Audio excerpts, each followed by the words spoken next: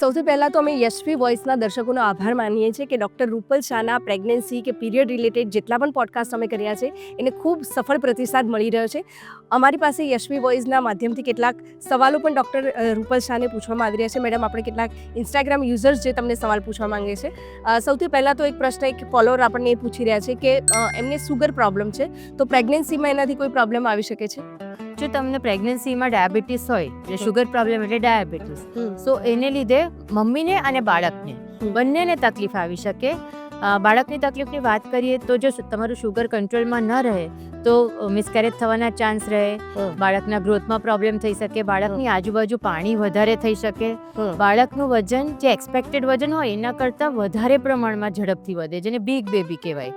અને પૂરા મહિનામાં ઘણી વખત જો શુગર ફ્લક્ચ્યુએશન વધારે થાય ને તો સ્ટીલ બર્થ એટલે સડનલી બાળકના ધબકારા બંધ થઈ શકે, ત્યાં સુધીનું સિરિયસ પ્રોબ્લેમ પણ થઈ શકે. આ ઉપરાંત બાળકમાં ખામી પણ આવી શકે.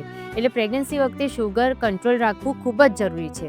અને જો માતાના કોમ્પ્લિકેશનની વાત કરીએ ને તો મમ્મીને જેસ્ટેશનલ ડાયાબિટીસનું પ્રમાણ વધી શકે અને પ્રી એક્લેમ્શિયા એટલે કે બ્લડ પ્રેશર બી આની સાથે આવી શકે. આ ઉપરાંત ઓપરેશનથી ડિલિવરી થવાના ચાન્સીસ પણ વધી શકે. અને મેં કીધું એ પ્રમાણે ઘણી વખત બાળકનું વજન બહુ જ વધારે હોય તો નોર્મલ ડિલિવરીમાં એ વસ્તુ શક્ય ના થાય એટલે સિઝેરિયનના ચાન્સીસ વધે.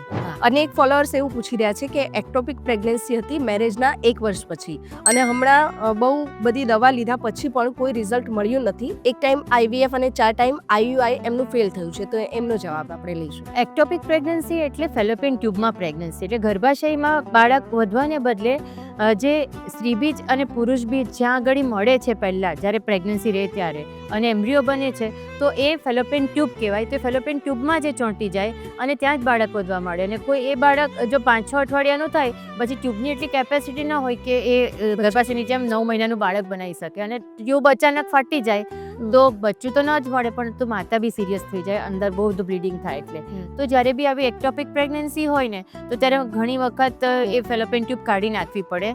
પરંતુ બીજી તરફની ટ્યુબ જો નોર્મલ હોય અને તમારી ઉંમર યંગ હોય તો તમને નોર્મલ પ્રેગ્નન્સી રહેવાના ચાન્સીસ ભવિષ્યમાં હોઈ શકે. પરંતુ જ્યારે આ તકલીફ થઈ હોય તે વખતે તમારી ઉંમર પણ ઘણી વધારે હોય અને બીજી ટ્યુબની પરિસ્થિતિ બી બહુ સારી ન હોય, IVF બી કરવું પડે. અને મોટાભાગે IVFથી જો તમારી ઉંમર યંગ હોય અને તમારી ઓવેરિયન રિઝર્વ સારું હોય, તમારા હસબન્ડના સિમેન્ટમાં કોઈ જ પ્રોબ્લેમ ન હોય તો IVFથી મોટાભાગના જે એક્ટોપિકવાળા પેશન્ટ હોય છે એ પણ પ્રેગ્નન્ટ થઈ જ જતા હોય છે. પરંતુ જો એકાદ વખત 2 વખત IVF ફેલ જાય તો એના બીજા બધા ઘણા કારણો પણ હોઈ શકે. એટલે જ્યારે પણ એક્ટોપિક પ્રેગ્નન્સી પછી તમને IVFથી પણ પ્રેગ્નન્સી ન રહેતી હોય ત્યારે તમારા IVF એક્સપર્ટને જઈને તમારે ક્વેશ્ચન્સ પૂછવા જોઈએ કારણો જાણવા માટે કે વારંવાર IVF તમારું ફેલ કેમ જાય છે. તો અને એક ઇન્સ્ટાગ્રામ યુઝર એવું પૂછી રહ્યા છે કે પહેલી બેબી એમનું જે હતું એ પ્રીટર્મ થયું હતું અને હવે બીજી પ્રેગ્નન્સીમાં એ લેતા પહેલાં ડૉક્ટર એમને સ્ટીચીસ લેવા કહે છે ગર્ભાશયના મુખ પર અને હવે એ ચિંતામાં છે, તો એમને કેવી રીતે આપણે જાણવું? જ્યારે એક બાળક તમારું પ્રી મેચ્યોર થયું હોય એટલે કે 22 અઠવાડિયે 24 અઠવાડિયે થઈ ગયું હોય સેકન્ડ ટ્રાઇમેસ્ટરમાં અથવા તો 27-28 અઠવાડિયે 6-7મા મહિને થઈ ગયું તો બીજી વખતની પ્રેગ્નન્સીમાં હંમેશા ડૉક્ટર જ્યારે સોનોગ્રાફી કરશે ને ત્યારે ગર્ભાશયની અંદર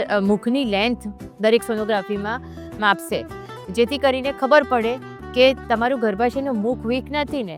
અને જો ડૉક્ટરને જરા પણ એવો ડાઉટ જશે તો તમને એ ગર્ભાશયના મુખ પર સ્ટીચ લેવાનું કહેશે, જેને ઓસ ટાઇટનિંગ અથવા તો સર્વાઇકલ સર્કલાટ સ્ટીચ કહેવામાં આવે છે.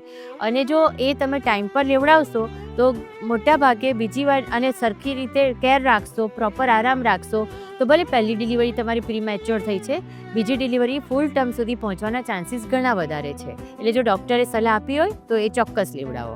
અને એક ઇન્સ્ટાગ્રામ યુઝર પૂછે છે કે એમને જાણવું છે કે એ પ્રેગ્નન્ટ છે તો બીજાના બેબી શાવરમાં જઈ શકે, કારણ કે બધા એમને એવું કહે છે કે તમે પ્રેગ્નન્ટ હો તો બીજાના બેબી શાવરમાં નહીં જઈ શકો અને ડિલિવરી હોય ત્યાં પણ નહીં જઈ શકાય, તો એનો શું જવાબ છે?